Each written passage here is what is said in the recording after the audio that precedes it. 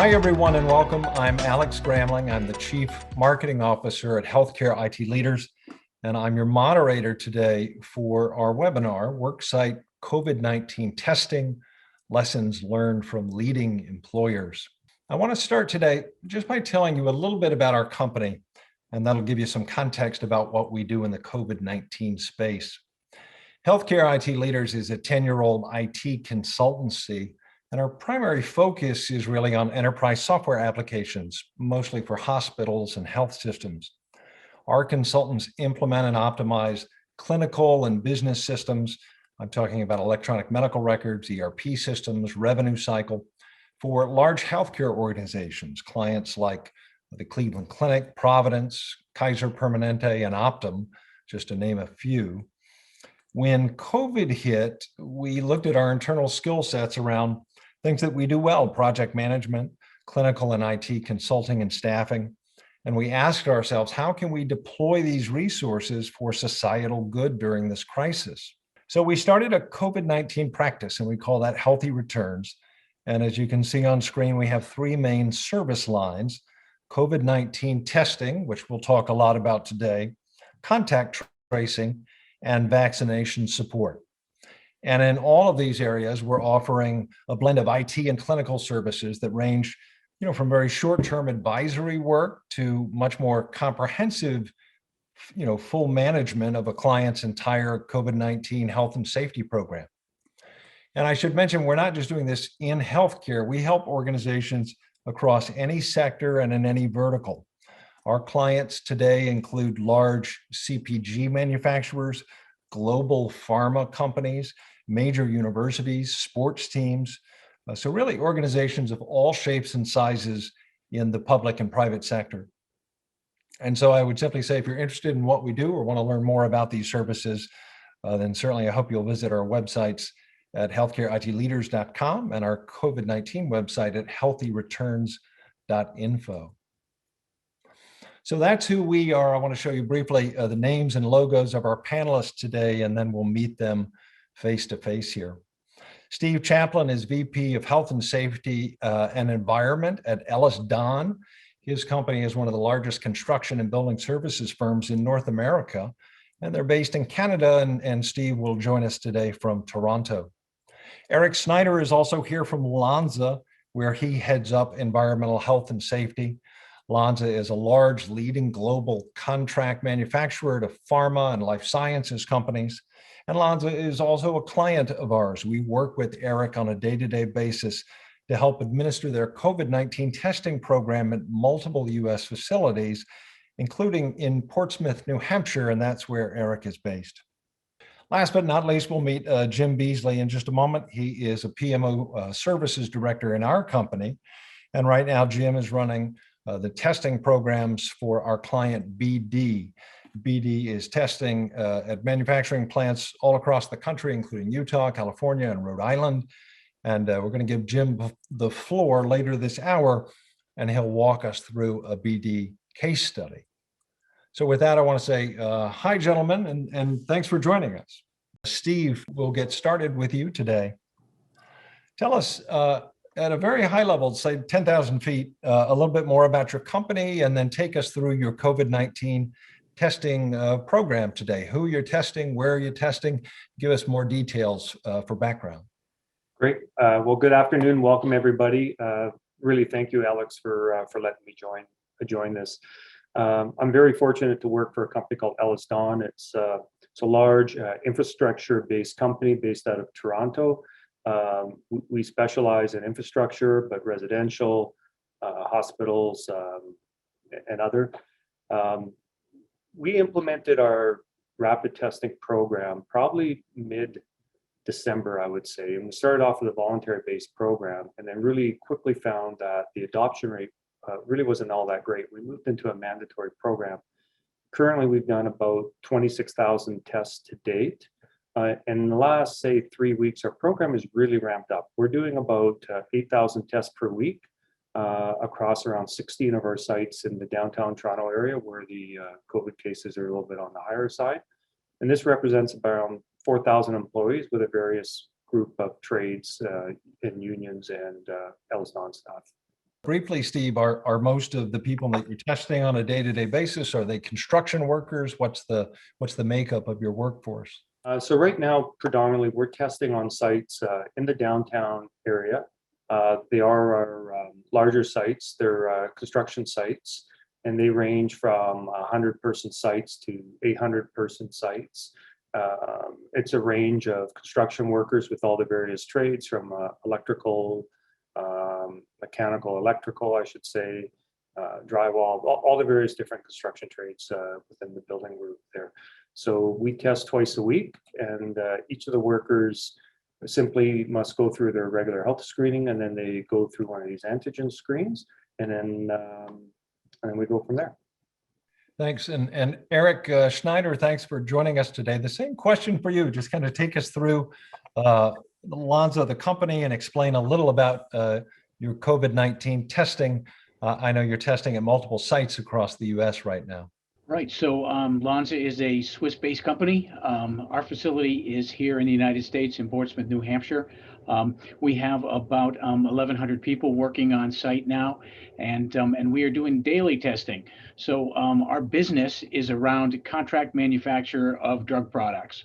So you may not recognize the Lanza name as a drug you take, but certainly all the big pharmaceutical companies, the biotech companies use us as a contract manufacturer where we make bulk drug substance for them, which is then turned into their final drug product. So we're out there. So probably, our most well-known customer this time is we are the manufacturing partner for Moderna to make the Moderna COVID vaccines. So we have been placed in a position where we feel that our business is especially critical at this time, and we cannot possibly interrupt that by a team that comes down with COVID and then stops millions of doses a week of going out to the public. So we established our program around Christmas time last year. A little bit of challenge about trying to start up Christmas week, so I wouldn't advise that again. But we are doing about 400 tests a week. We test every day, and that varies a little bit with the employee schedule, so that we needed some flexibility to make sure we cover all the employees at least 2 times a week. And Jim, just to give you a little camera time here, I know we'll dive into the BD testing protocols much later, but give us a brief overview at a very high level of kind of testing at BD as we perform it. The Becton Dickinson's situation is similar to Eric's in that some of their operations are medical in nature. They produce medical equipment, from bedside medical devices for hospitals, doctors' offices. They produce surgical equipment. So many of those are mission critical for the health and safety of the US. Further, they developed the BD Veritor rapid antigen test. So in producing that and the related components of that, their mission is very critical. They engaged us. We started the advisory phase back in December, which is kind of like saying the planning phase. And from that, we got to the point of getting everything ready to start testing at the end of January. We've been testing at their Sandy, Utah, which is near Salt Lake City site. Since then, weekly testing about 1,000 per week. Their next site will have a pilot next week, which is in Warwick, Rhode Island. We've done about 7,000 tests total so far. We can get into more detail later. Okay, thanks a lot, Jim. And speaking of testing, I'm going to test my own technical acumen right now, and I'm going to ask our audience to join us by answering a poll question. And the poll question is fundamentally, what is the state of testing at your own organization? Are you testing almost everybody? Are you testing a small minority of your employees, perhaps just an essential workforce, or are you not testing anyone currently? So let's ask that in the form of a poll question. If you're in the audience, you'll be able to vote on screen, and we'll get a sense of the current testing environment. So I'm going to say that most folks have voted right now, and here's what I'm seeing. Maybe half of our audience does no testing today, about 55%.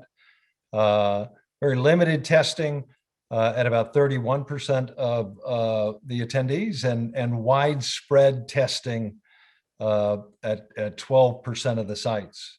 And I'll just share those results there so everyone else can see them. And I'd say that's pretty consistent with what we understand and what we see in our business on a day-to-day basis.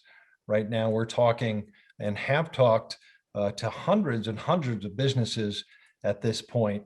And they tell us a wide variety of reasons why they are testing or why they're considering testing.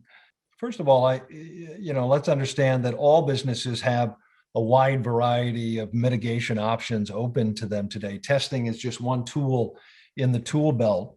So why do some companies test and why do others not?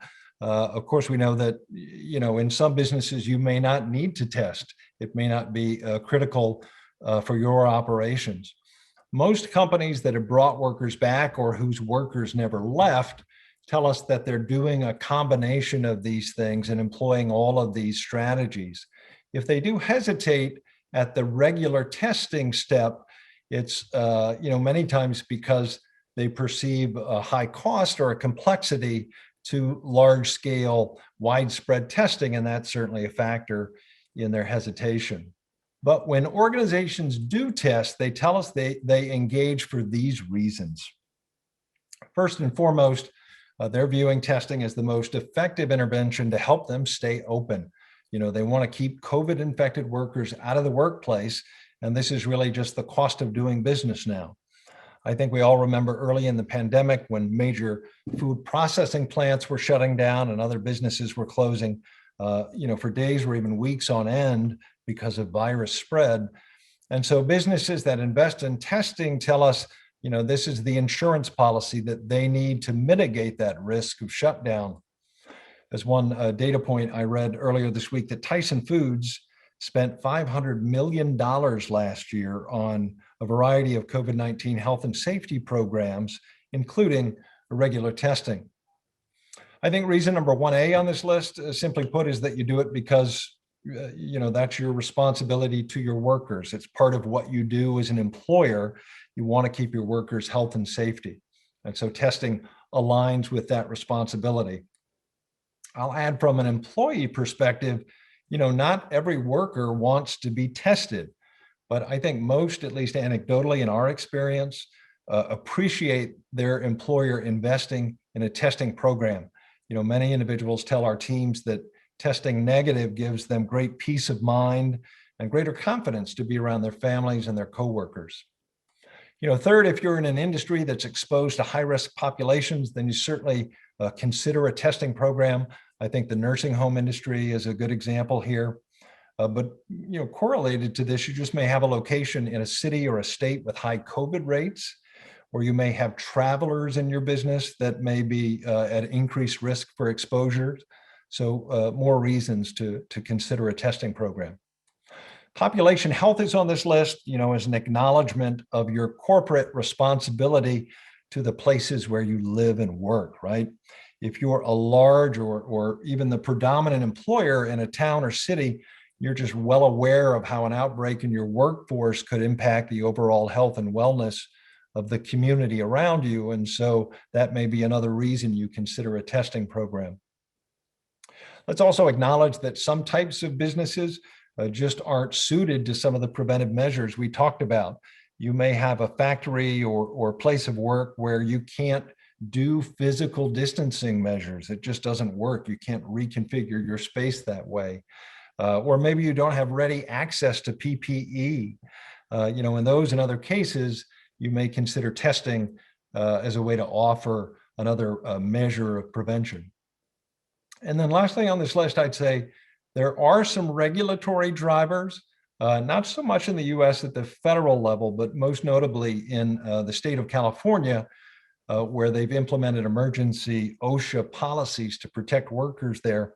And so if you're an employer in that state, you're probably well aware of the specific testing requirements called out in those Cal OSHA regulations.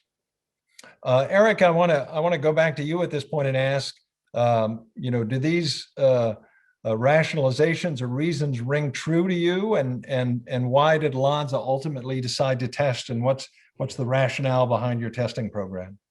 Yeah, well, I think first of all, on your hierarchy there, we did start with all of those standard measures where we stopped in-person meetings, we closed our conference rooms, we sent people home. If you can work from home, stay home, which reduced our population. We put in distancing. Our specific way to do it was with the lower population. We went to a hot desk situation where we cleared everybody's desks off, put in barriers between the desk, and only used every other desk to spread people out throughout the office.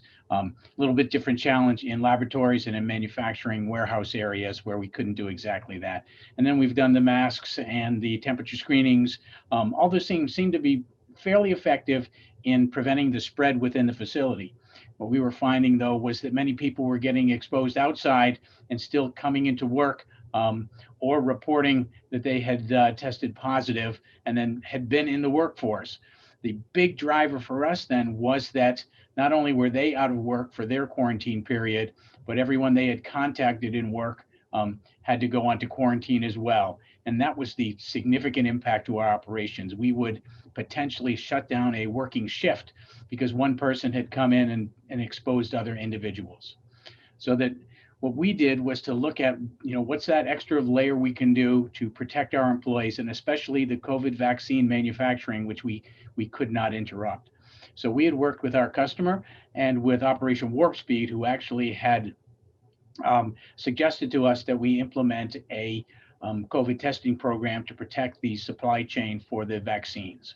So that was one of the big drivers for us, was to maintain the continuity of supply chain, the expertise from Operation Warp Speed, and then the ability to test specifically that subgroup working in that critical operation to make sure that two things. One, that we could detect immediately if they had contacted or had come down with COVID, so that we could immediately get them off site. And then we also used the testing program to not quarantine the individuals to whom they'd been exposed, but to keep those individuals in the testing program, but at work, and then only send them home if there was, if they had tested positive. And what we have found, since December, doing this testing, is that even when we've sent people home immediately and continue to test their close contacts, we haven't had any close contacts test positive. So we have not interrupted our manufacturing supply chain other than to send home that one person who would test positive and then was later sent for PCR confirmation. That's great news, Eric. And as I told you yesterday, I mean, your workers are the dictionary definition of essential workers, literally producing life-saving COVID-19 vaccine for all of us. So we're greatly appreciative to you and Lanza for sure. Steve, let me kind of pose the same question to you. Tell us about some of the other preventative measures you may be using, and then tell us what ultimately tipped the balance and made you decide that it was worthwhile to do, full-time mandatory testing of your workforce. No, thank you.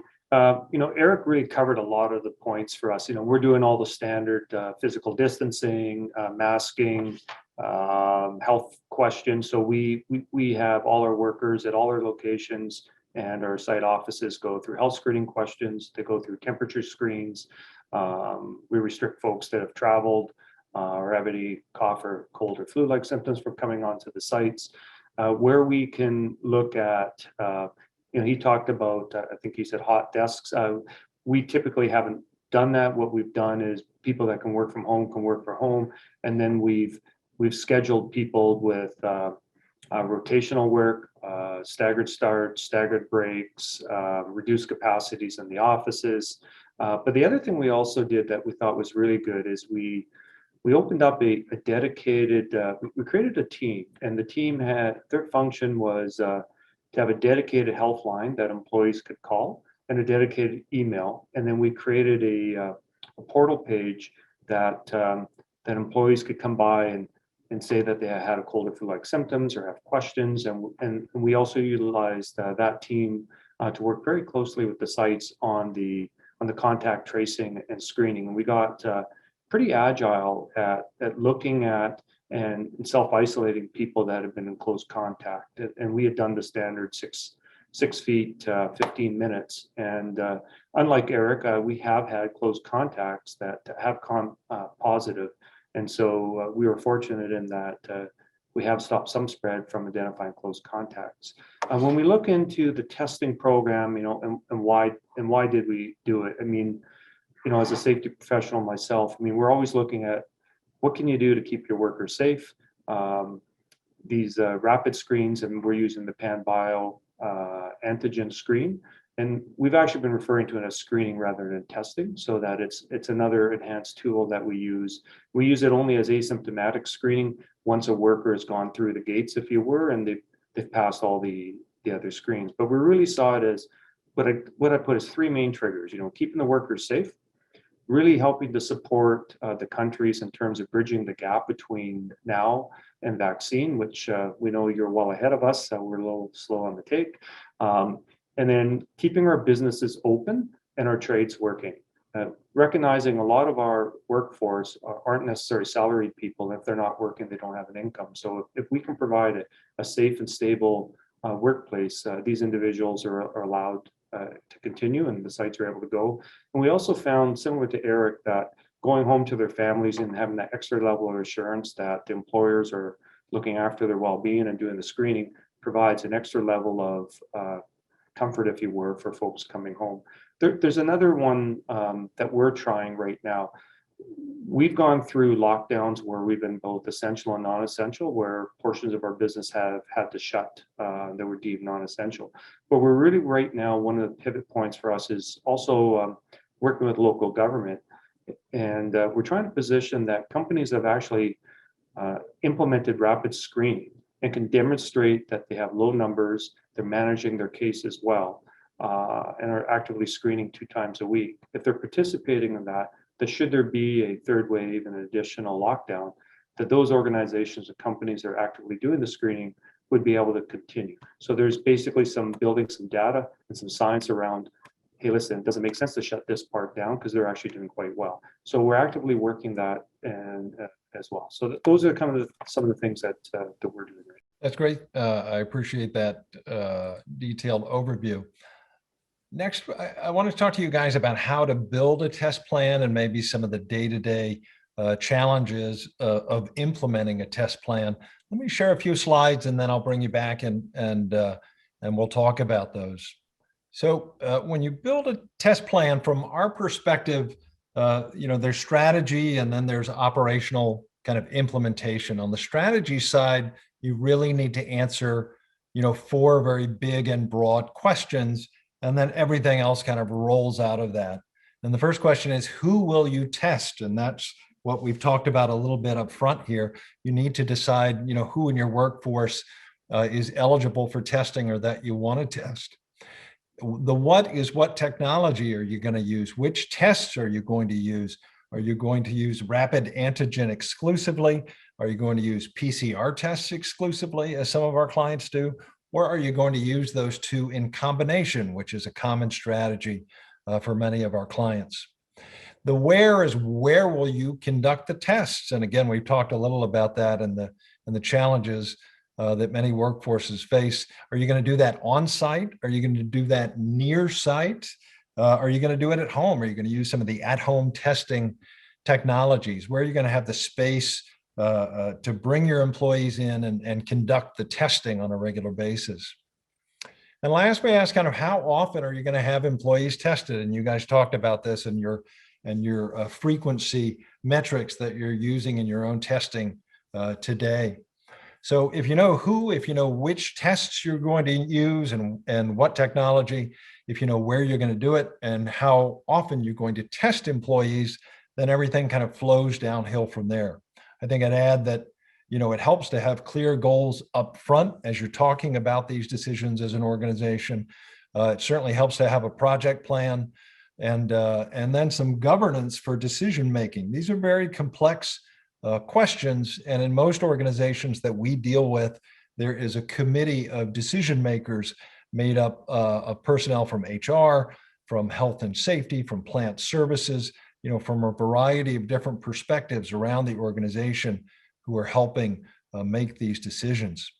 Once you've got those questions answered, then you really go into implementation mode and literally a project plan for a large-scale testing program has hundreds of elements to it, but we've kind of broken them down into 5 key categories here.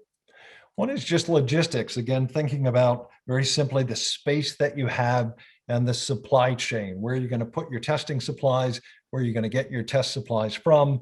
Where are you going to store things? And where are you going to have enough room to conduct your testing of employees? Secondly, we look at the technology aspect of this. We really believe you have to have a point of care data capture system. There is a software element to this. You need that for both case management and reporting purposes. There's a regulatory requirement on this, and Steve, perhaps you can educate us in a bit about any regulations in Canada. In the United States, lab testing is regulated under a CLIA regulation.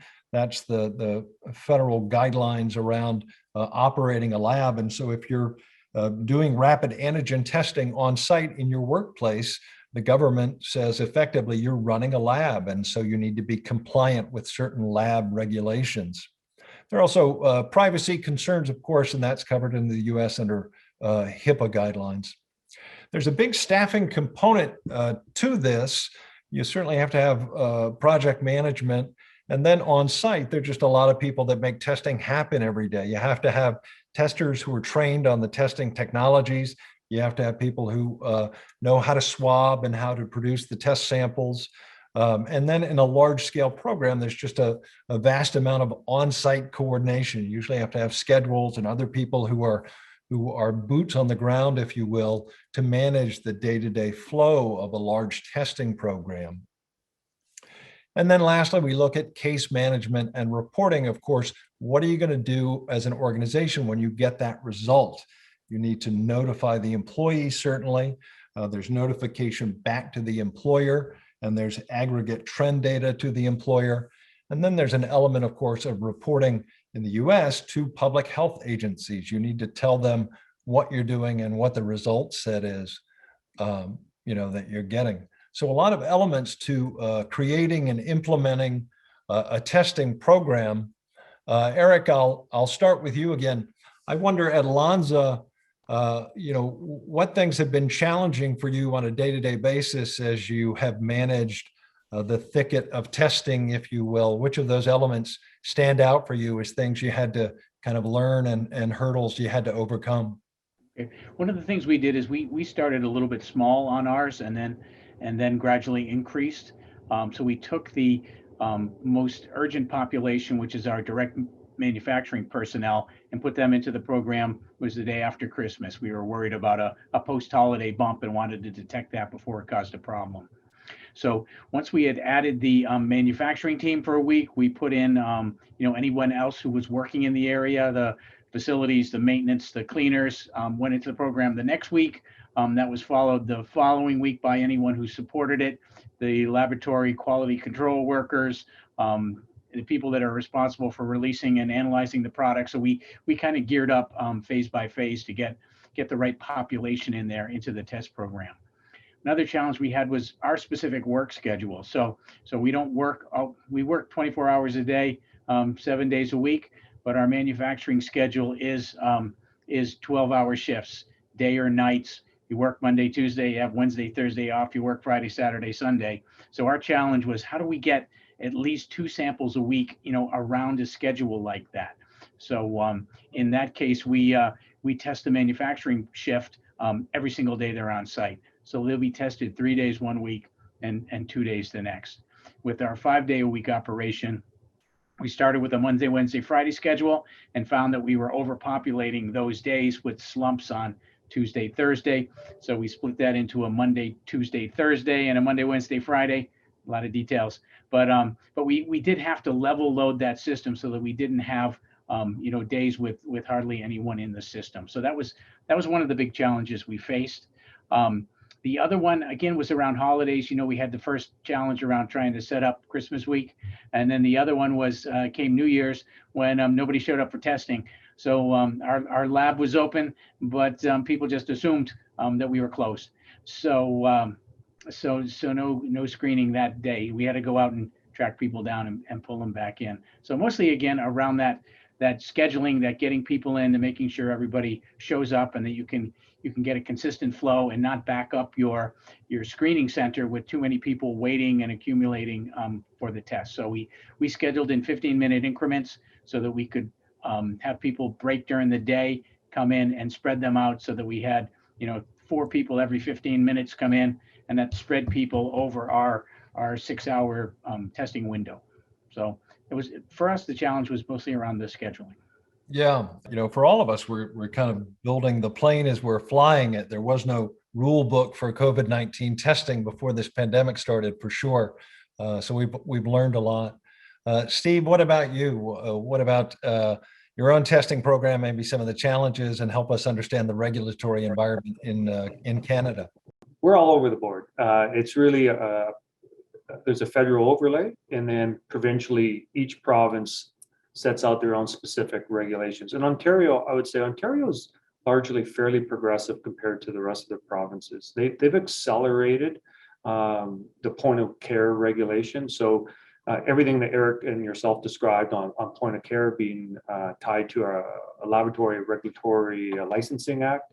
In Ontario, they have just removed that requirement from point of care centers. And then within each province, it's a bit different on who can test and who can't. Some provinces like Ontario recently passed legislation that allows self-swabbing with an observed person. And some require regulated health professionals like a registered nurse. So right now, the program that we're doing here in Ontario allows both regulated and unregulated professionals. And we're doing a range of testing. In our area offices, our head office, we do observe self-tests. The employees, when they come in twice a week, they come in every day, but twice a week, they're giving a test sample. We have established rooms for doing their tests. We teach them, we show them, and then they do their tests. The work sites are, like Eric described, they're very dynamic, and each one is a bit different. 100-person site is very different than a 700-person site, and the setups at each site is very different. So probably one of the biggest, there's a lot of challenges, but I would say trying to find a suitable testing facility. Some cases it's in a hallway. Other areas we're able to fabricate, some plywood walls, buy some Costco tables. But what we found is on the work sites, it has not been practical for us to do observed self-tests. Just the time that it takes for a worker to do that, and then the chain of what I call custody and control of the sample, we find it's quicker and easier to have a tester to perform the sample.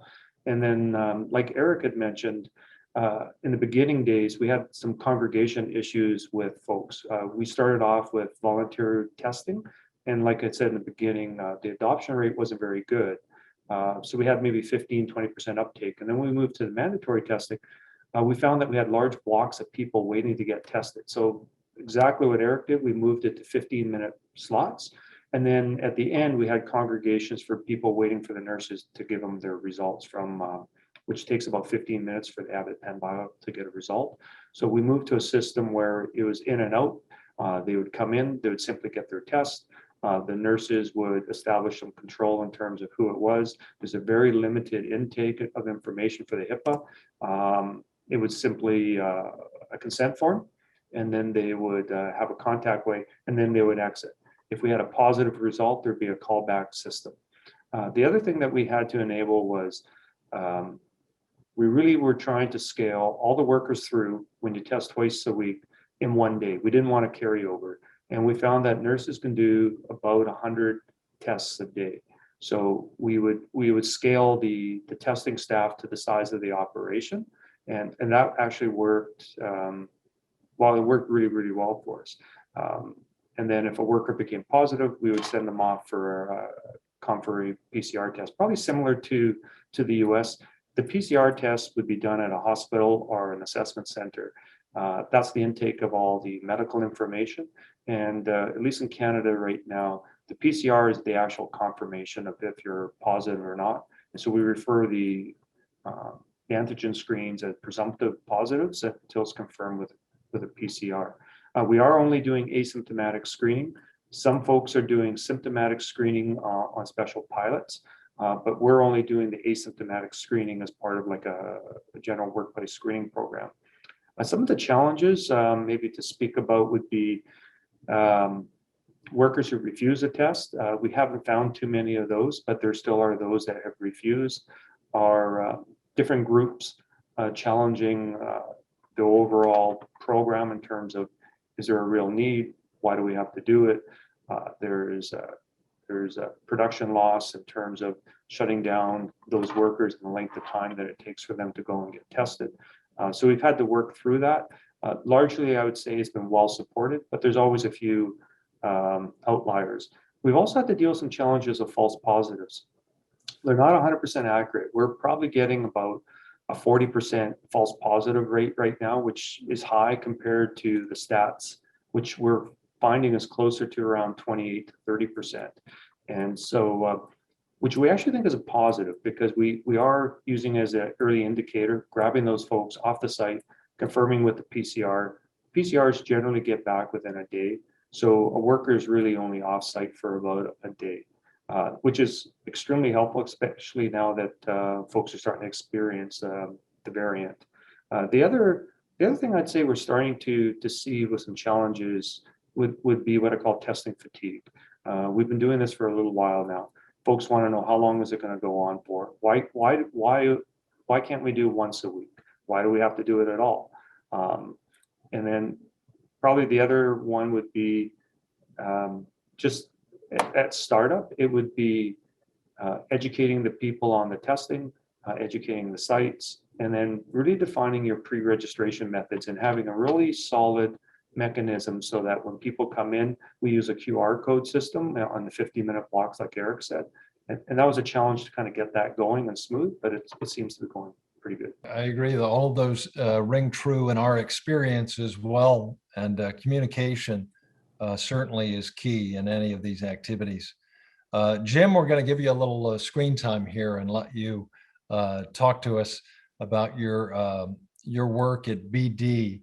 I'm going to share some of your slides and we'll walk through that case study. Jim, starting out, of course, we're testing at BD, as we mentioned.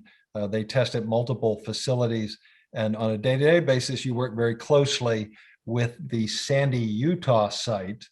So why don't you take us through that scenario? Thanks, Alex. The Sandy, Utah site has about 12 to 1,300 employees. However, some of those people are working from home, the administrative staff. The crucial manufacturing staff, of which is about 1,000 people, we test once per week. That site and healthcare IT leaders together determined an optimal testing schedule, which included an AM shift and an evening shift. Similar to some of the other speakers, we have 24-hour work being done at that manufacturing facility. So that worked out well for them. And we do that 4 days a week. So that's twice a day, 4 days a week is 8 shifts. And that gets 1,000 people done. In the testing room, we have 8 lanes set up. But for that purpose, we use BD's Veritor rapid antigen test, as I mentioned earlier. And that test works pretty well. But similarly to what was mentioned before from Steve, there are some false positives. So we use the PCR confirmatory test. The site tests everyone. So if somebody is symptomatic, the pre-established policy is they don't come on site. They test before they need to test outside. So that's part of the policy. So everyone on site is asymptomatic. And so we test everyone. If they come back as positive, they come back to the testing area, which we have an isolated room to bring them into to do the PCR test. The larger room ideally would have had partitions, but without the equipment, we ended up using tape on the floor to create the lanes, and to keep 6-foot separation, they put lines on the floor with X's for where to stand. So that's working out pretty well. And I think I covered how often we test. You spoke a little to the kind of workflow and how that might work, but please go through that again. Yeah, it goes pretty quick, surprisingly, for the BD Veritor test. We've got 10-minute increments on the calendars. The managers have slotted their people, so they go in 10-minute increments. With our 6 lanes, we can get a pretty high volume done. An employee is literally in the testing room 2 to 4 minutes. We can check them in on a log. We can swab both nostrils and put it in the reagent tube and stage it into a stand that holds multiples. Then those kits go to the lab person where they're analyzed. And the test result, the timer is 15 minutes, but with all of those steps, we usually have a result back in 30 to 40 minutes. If they are negative, they don't get called. There was discussion about whether to contact them and let them know they were negative, but that's excess tax on everyone's time.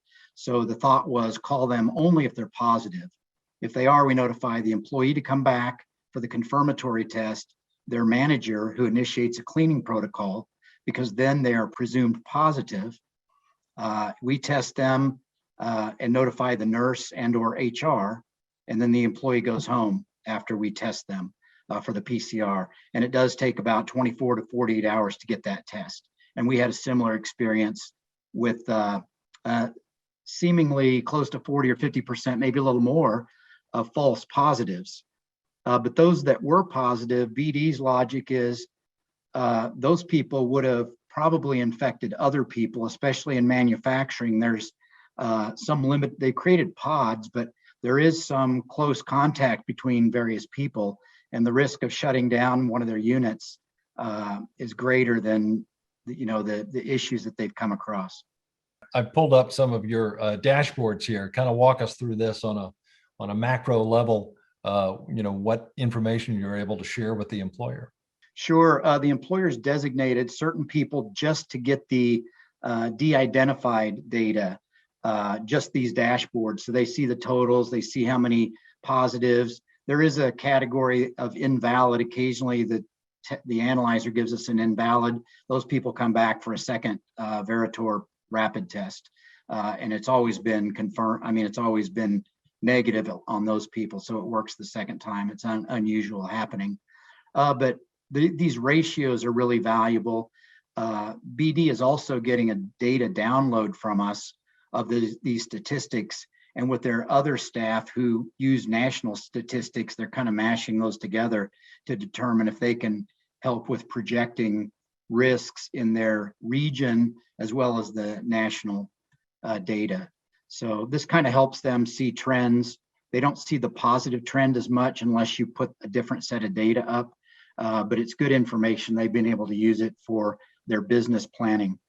And last, let's talk through some key lessons and considerations. If a company was listening to you now and considering a testing program, what would be some advice that you would give them based on your learnings here? First of all, the privacy of a person's personal information is very important. So that falls in the US falls under the HIPAA privacy laws. And we need to get a consent form to collect their information and their test results. So they sign that HIPAA form only the first time that they come to testing. And then we keep that form on file. The CLIAs vary by state. That includes also the submission of data. It can vary. But the CLIAs have been fairly quickly under the emergency, the national emergency. All the states have worked to expedite that process, which normally can take weeks. They're almost all at a week or even less, sometimes a couple of days. Ensuring space, remember the spacing. If you don't have enough space and you're going to have multiple testing pods or lanes in a room, barriers are important in that case. And a storage place.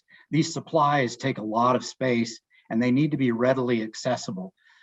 Anything from PPE that people are wearing for protection to the office supplies to the actual tests themselves. They take up a lot of space. Supply chain, we have a weekly inventory and reordering process. We have a routine to get things out there. We try to look a couple of weeks ahead. We know the burn rate, so we can then project how many we're going to need. And we usually order 2 to 4 weeks in advance. I mentioned the SFTP or data stream. There's different methods that the states require, And this can be tricky. It's important to have technology enablement with whoever's doing the testing so they can get that file to the state, which is a state requirement. And most states want it the very next day. It's a daily reporting that needs to be done. And there's a file layout the state will give you to make that happen. A communication plan is really important. Everything from just educating that group of employees on what and why we're doing this beforehand. Creating an FAQ document is helpful, and initiating the communication on how and when they will be tested. Our communication plan also includes signage, posters, directional posters to the room, 6-foot spacing posters, even more detailed posters on a reminder of why we're doing this again, to keep them safe, to keep their families safe in the community, as well as to keep our operation running. And then escalation procedure primarily means who do we notify, how do we notify them when there's a positive, and how do they handle that? Healthcare IT leaders does the initial communication plan of notification for returning for the PCR test. And then the company nurse or HR takes over the subsequent communications to check on the employees, see how they're doing in quarantine, and determining if they're asymptomatic after 10 days or whatever their policy is for returning to work. And then tight coordination. We've had great relationship with the BD leadership, their corporate leadership, who have really enabled a lot of this to happen efficiently and broken down the barriers that we otherwise ran into. Jim, you showed that data earlier, a very small percentage, perhaps less than 1% of positive tests. So it seems like, mission accomplished, if you will. You're serving your purpose of keeping COVID out of the workplace. Is that a fair statement? That's a very fair statement. In fact, in the early days when we were in the planning phase, the advisory phase, we met daily to get this organized. That was more than 4 weeks. That was about 5 weeks of planning. And everything from, as Steve mentioned, and Eric as well, you have employees, some are kind of negative about it, but some have been very positive about it. And BD's perception at this point is that more employees have been positive about it after seeing how easy it was and how quick it was. It's literally a short walk from their work area, 2 or 3 or 4 minutes in the room, and they're going back to their work area. Minimal, they've reported actually technically no disruption to their productivity, which is fantastic to hear. And we now are on a weekly call, and every week we hear positive feedback from their leadership about how pleased they are with the program. And that includes from the site. We have people from the site who otherwise would feel the pain of the challenge of getting it going, which is hard to do. It's a heavy lift for everybody. But they're even reporting that things are running smoothly, and they're very pleased. And in some cases, they were surprised at how well it's running.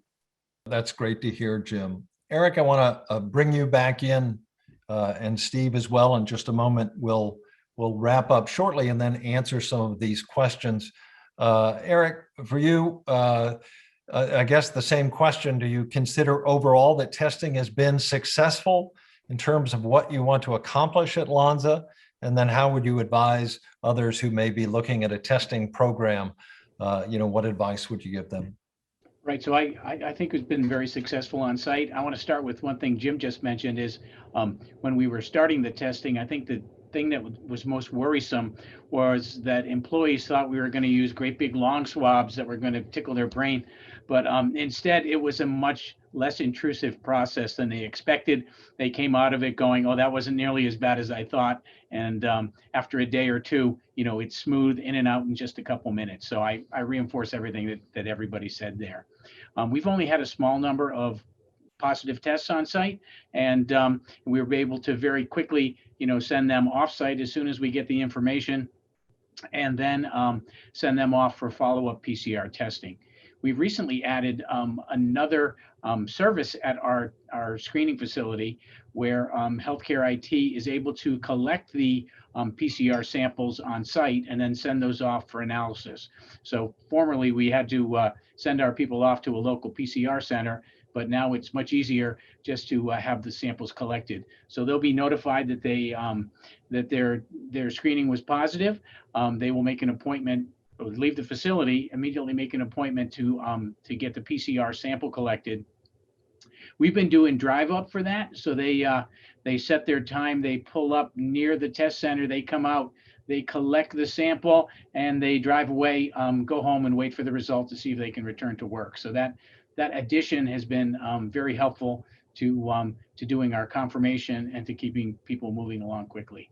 So very successful. The big question for us coming up, you didn't ask for the questions coming up, but is as we move through vaccination of our employees, we're trying to figure out at what point do we continue testing, and at what point is the testing less valuable as a significant percentage of the population is immunized. So that's the question that's out there for us to answer in the next couple months. Yeah, I agree with that. It's certainly one we're discussing with all of our clients, and I think the answer is, frankly, just going to vary location by location and state by state and business by business. Everyone's going to have to make their own evaluation of the risk relative to their vaccinated population for sure. Steve, let's wrap up with you again. Has testing been worth it for your organization thus far, and any advice for someone who's still considering testing at this point? Yeah, no, for us, I would say overwhelmingly yes. I mean, from an individual worker level, you're always going to get a varied opinion. Some people have a great experience and some people not. But for us, it's been good. A couple things I want to build on what Eric had said on the vaccine and how long do you test. We've been hearing largely through the media and sources that there may be a third wave, and they're saying end of March, early April. So certainly we want to carry on our testing right now with starting to find a few variants pop up in our testing and confirm variants. We know that they spread quickly, so we're assessing every 2 weeks. We're kind of looking at the end of April, thinking that we'll start to be having more immunization at that point, and then we'll look to see the relevance of continuing on with the testing. People are looking for an end date. And so that's what we're looking. On the testing itself, very similar to what Eric just said, we offer 3 types of testing. The full nasal pharyngeal, which, believe it or not, some people still want just one nose and done. And then the mid-range. And the one that most people are really enjoying is the lower nasal, back of throat. And enjoying is a loose term, but they probably don't want it at all. But if they have to have it, we're kind of joking and calling that the triple tickle or the comfort swab. It's very invasive, and it seems to go quite well. So some learnings maybe to pass on to you is the program works, but there's a few things. If you're dealing with unions and you have different trades, really important to find out who your union leaders are. You probably already know. Sit down and talking to them. We actually thought a lot of the unions would really push back on us. And really what we found was the opposite. Behind the scenes, the unions are very supportive, and they've been great supporters in the background for us. So work with whoever your stakeholders are, I'd say would be my very first thing that I would say. The other one is when you implement your testing, the first day or two, you're going to be slow. Whatever you think you can get done, cut it down by 60%, because all the workers have questions, and you're going to go through, and the nurses take time to go through that. So have an extra tester. We have to have biohazard disposal containers and have a service to pick them up. I didn't hear us talk about that, but we have to register here in Canada. We have to get those pre-done, so we have those. Have a coordinator. Have someone to help what we call with traffic flow, flow of people, so that you stop the congregation, you're moving people quickly through. I think Eric and others spoke about clearly communicating your program. Develop an FAQ. What happens if you're positive? What happens if you're negative? What happens if you're close contact? Send that out. And what we have for the nurses is if someone's positive, we simply have a handout as well that we can have. Probably the last one would be aware of the unexpected. Stay on top of constant changes, and just be able to adapt and be readily available to make those changes and be adaptive. That would be largely what I would say. That's great information. I appreciate it, Steve. We're coming up to the top of the hour. I can't believe we've got through all of our agenda and really covered a lot of topics here. Quickly to some questions, and Eric, you answered one of the primary questions, which was how does vaccination temper your considerations going forward here. One of the questions asked by one of our audience members is which companies you are using for tests. I think we've talked about that mix a little bit. I'll let you both jump in. I'll say from a healthcare IT leader's perspective, we're test agnostic. We will use any test technology and have used any test technology that the employer deems appropriate. We've delivered the Quidel test, we've delivered the Abbott test, we've delivered the BD test, and there are also a variety of different PCR companies and labs that you can utilize. And we have partnerships with multiple PCR labs and distributors. So there's a lot of discovery involved in making that choice. Some employers choose by price. Some employers choose by supply chain and availability. There are a variety of elements that go into that choice. Eric, anything to add to that? Yeah, well, we had started with the Abbott tests at our site. Our initial batch of tests were provided by Operation Warp Speed, so we didn't have a choice there. They had paid for them and provided them, so we started with Abbott tests. As we got through those tests, our two other facilities that were doing testing in Texas and in Maryland had excess test materials, and they were all of a sudden approaching their expiry dates. So they shipped them to our site. The healthcare IT testing team was able to switch the next week to from Abbott tests to the BD tests without missing a beat, and we switched to those tests for about 6 weeks or a month or so, and then as we depleted that supply, we switched back to the Abbott tests. So they were very flexible in the ability to do that, and employees didn't really notice a difference in service or in the time that it took to complete the testing. Jim, I'm going to ask you a final question here, if you can be brief. We have a question from the panel about any advice on self-collection models. So we have some experience on that on the PCR side. Any advice to share there? We have some clients that are choosing to do self-swabbing that's with an observer, making sure they do the technique correctly. BD has chosen at this point for their sites to have one of our health professionals do it, who are trained to do it. We did have some inconsistency issues early on, so we've done retraining to make sure we're very consistent on that. It's very important to collect that sample and avoid an invalid. Jim, good advice. Eric, Steve, Jim, I want to thank you all for being part of this incredibly informative panel. And I want to thank you all for what you're doing in your workplaces to keep workers safe and healthy. We've learned a lot today, and I greatly appreciate your time. Thank you for the opportunity. It was great. Thank you. I learned a lot from Steve too, so I appreciate it. Good stuff. Everyone, if you have any follow-up questions that haven't been answered, you can certainly just send them to us directly off of our website, and we'll find an answer for you or distribute it to one of our panelists. And lastly, of course, I won't speak for Steve and Eric, but I bet they won't mind if you reach out to them directly if you have testing questions and want to draw on their experience. That's our time. Thanks, everyone. We appreciate it, and have a good afternoon. Bye-bye.